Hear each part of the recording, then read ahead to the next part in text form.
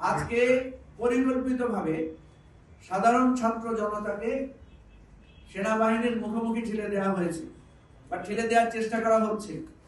আমি যতটুকু দেখেছি গতকাল সামাজিক যোগাযোগ মাধ্যমে কয়েকটি গুজব খুবই প্রমিনেন্ট ছিল।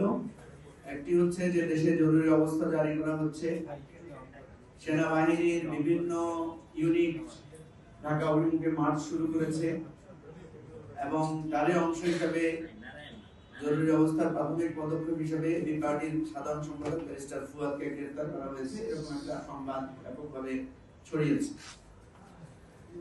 গভীর রাত্রে এই ধরনের সংবাদ প্রচার হলে যেটা সমস্যা হয়, যে যোগাযোগ খোঁজ খবর নেওয়া এটা একটু সুবিধা হয়। যদিও রমজান মাস থাকাতে সুবিধা হয়েছে যে আমরা সেহরির টাইমে অনেককেই আমরা জাগ্রত পেয়েছি, অনেকের সাথে আমরা কথা বলতে পেরেছি এবং এই সমস্ত গুজবের উদ্দেশ্য কি সেটা আমরা আপনারা সবাই একটু আমরা বুঝতে পারছি।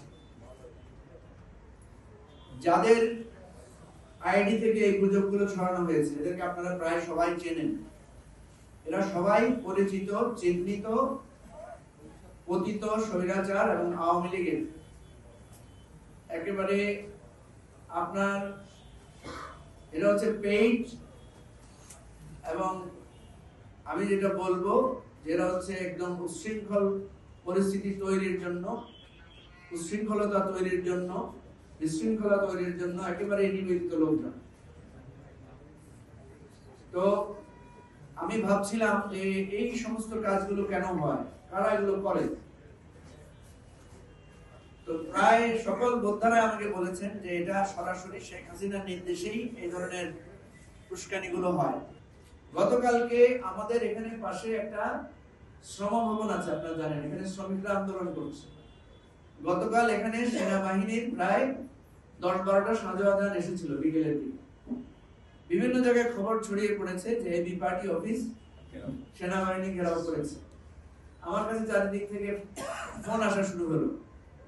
তো আমরা এই বিষয়গুলোকে বুঝতে পারছি যে এক ধরনের উত্তেজনা, ভুল বোঝাবুঝি এবং পরিস্থিতি এবং নানা মিথ্যা সার্কুলার, নানা মিথ্যা নোট প্রচার করে এক ধরনের বিভ্রান্তি তৈরি করা হচ্ছে।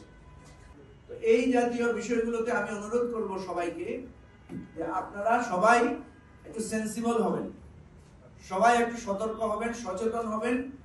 কোনো ধরনের তথ্য যাচাই বাছাই না করে আপনারা হুট করে সেটা প্রচার করবেন না। গতকাল আপনারা যথেষ্ট দায়িত্বশীলতার পরিচয় দিয়েছেন, সংবাদ মাধ্যমের লোকেরা যথেষ্ট দায়িত্বশীলতার পরিচয় দিয়েছেন এবং আমরা সবার সাথে যোগাযোগ করার চেষ্টা করেছি যারা আমাদের সাথে যোগাযোগ করেছেন।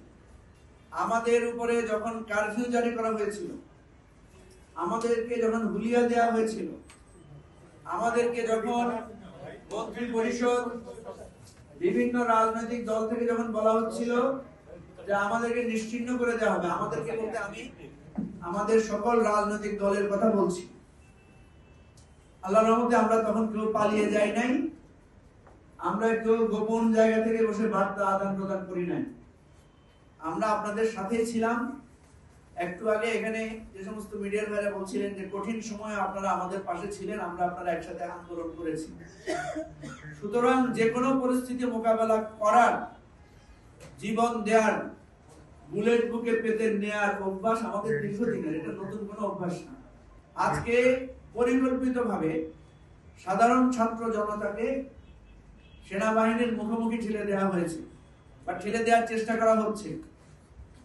এই চেষ্টাটা শেখ হাসিনা 4 আগস্ট করেছিলেন, 5 আগস্ট করেছিলেন। পুলিশকে উনি মুখে ঠেলে দিয়েছেন, র্যাবকে জনগণের মুখে ঠেলে দিয়েছেন, বিজিবিকেও ঠেলে দেওয়ার চেষ্টা করেছেন, সেনাবাহিনীকেও জনগণের মুখোমুখি করার ঠেলে দেওয়ার চেষ্টা করেছিলেন।